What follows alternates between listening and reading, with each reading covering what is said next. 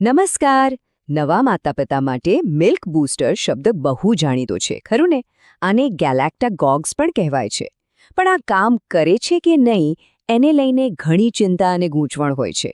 તો ચાલો આજે આપણે એ જ સમજીએ કે આ વિષય પર વિજ્ઞાન અને પુરાવા ખરેખર શું કહે છે. ઘણા નવા માતા-પિતાના મનમાં આ એક સવાલ હંમેશા ઘૂમતો રહે છે અને એના કારણે રાતની ઊંઘ પણ હરામ થઈ જતી હોય છે. આ ખૂબ જ સામાન્ય ચિંતા છે, પણ એનો તણાવ ઘણો વધારે હોય છે. અને જો આ માત્ર એક નાની સૂની ચિંતા નથી, આ એક બહુ મોટો મુદ્દો છે. 2020ના એક મોટા રિવ્યૂ પ્રમાણે દૂધ ઓછું બને છે એવું લાગવાને કારણે ઘણા પરિવારો સ્તનપાન વહેલું બંધ કરી દે છે. આનાથી તેમની આખી ફીડિંગ જર્ની પર અસર પડે છે. તો ચાલો પહેલાં એ સમજીએ કે આ ચિંતા કેટલી વ્યાપક છે. આંકડા બતાવે છે કે સ્તનપાન કરાવતી લગભગ અડધોઅડધ માતાઓને ક્યારેક ને ક્યારેક દૂધના પુરવઠા વિશે ચિંતા થાય છે. પણ રસપ્રદ વાત એ છે કે હકીકતમાં દૂધનો પુરવઠો ઓછો હોય એવું માત્ર 15% માતાઓ સાથે જ બને છે. તો ચાલો હવે સીધા મુદ્દા પર આવીએ. આ બધા મિલ્ક બૂસ્ટર્સ વિશે એક મોટા વૈજ્ઞાનિક વિશ્લેષણનું તારણ શું નીકળ્યું? જવાબ કદાચ થોડો આશ્ચર્યજનક લાગી શકે છે. 41 આ આંકડો બતાવે છે કે 2020ના એક મોટા કોક્રેન રિવ્યૂમાં 41 અલગ-અલગ ક્લિનિકલ ટ્રાયલ્સનું વિશ્લેષણ કરવામાં આવ્યું હતું અને આ અભ્યાસમાં 3000થી પણ વધારે માતાઓ સામેલ હતી. એટલે કે આ કોઈ નાનોસૂનો અભ્યાસ નહોતો. અને આ આખા વિશ્લેષણનો નિચોડ શું નીકળ્યો? એ કે મોટાભાગના મિલ્ક બૂસ્ટર્સ માટે જે વૈજ્ઞાનિક પુરાવા છે એ ખૂબ જ ઓછી નિશ્ચિતતાવાળા છે. મતલબ કે આપણી પાસે કોઈ નક્કર પુરાવા નથી.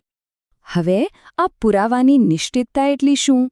ચાલો એકદમ સહેલી રીતે સમજીએ.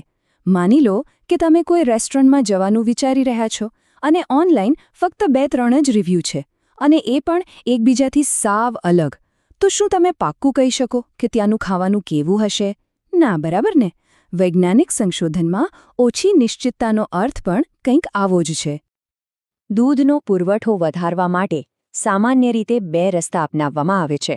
એક છે ફાર્માકોલોજીકલ એટલે કે દવાઓ અને બીજો છે કુદરતી ઉપચારો જેમાં ઘરેલું વસ્તુઓ અને હર્બ્સ આવે. ચાલો હવે જોઈએ કે પુરાવા આ બંને વિશે શું કહે છે. ચાલો તો સૌથી પહેલાં દવાઓવાળા રસ્તા પર નજર કરીએ. જોઈએ કે તબીબી વિકલ્પો વિશે સંશોધન શું કહે છે. આ એક કેટલીક મુખ્ય દવાઓ છે જેમનો અભ્યાસ કરવામાં આવ્યો છે કે શું તે દૂધ ઉત્પાદન વધારી શકે છે. આમાં ડોમ્પેરિડોન અને મેટોક્લોપ્રામાઇડ જેવી દવાઓનો સમાવેશ થાય છે.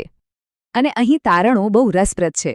પુરાવા એવું સૂચવે છે કે આ દવાઓથી દૂધનું પ્રમાણ કદાચ થોડું વધી શકે છે, પણ એની નિશ્ચિતતા ઓછી છે અને એનાથી બાળકના વજનમાં કોઈ ખાસ ફરક પડતો નથી. અને રહી વાત આડઅસરોની, તો એના વિશે તો આપણી પાસે લગભગ કોઈ માહિતી જ નથી.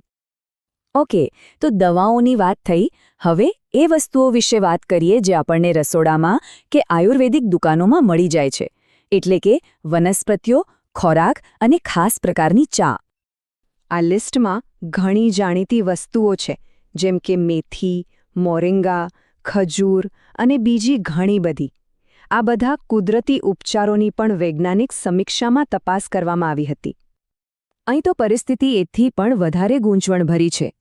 કુદરતી ઉપચારોના પરિણામો એટલા બધા મિશ્ર અને અસંગત છે કે આપણે કંઈ પણ પાક્કું કહી શકીએ એમ નથી. એટલે જ દૂધના પ્રમાણ, બાળકના વજન અને આડઅસરો ત્રણેય માટે પુરાવાની નિશ્ચિતતા ખૂબ જ ઓછી છે. તો સવાલ એ થાય કે જો પુરાવા આટલા નબળા છે, તો પછી વાસ્તવિક દુનિયામાં આ વસ્તુઓનો ઉપયોગ કેવી રીતે થાય છે? ચાલો સૌથી સામાન્ય તબીબી વિકલ્પ ડોમ્પેરિડોનનું ઉદાહરણ લઈએ. આ સમજવું બહુ જરૂરી છે. ડોમ્પેરિડોન ડોક્ટરો માટે ઘણીવાર પસંદગીની દવા હોય છે, પણ દૂધ વધારવા માટે તેનો ઉપયોગ ઓફ લેબલ ગણાય છે. એટલે કે આ દવા મૂળ તો બીજા કામ માટે બની હતી, પણ ડોક્ટરોને લાગ્યું કે દૂધ વધારવામાં પણ મદદ કરી શકે છે. NHS જેવી મોટી આરોગ્ય સંસ્થાઓ પણ એકદમ સાવચેતીભરી પ્રક્રિયા સૂચવે છે.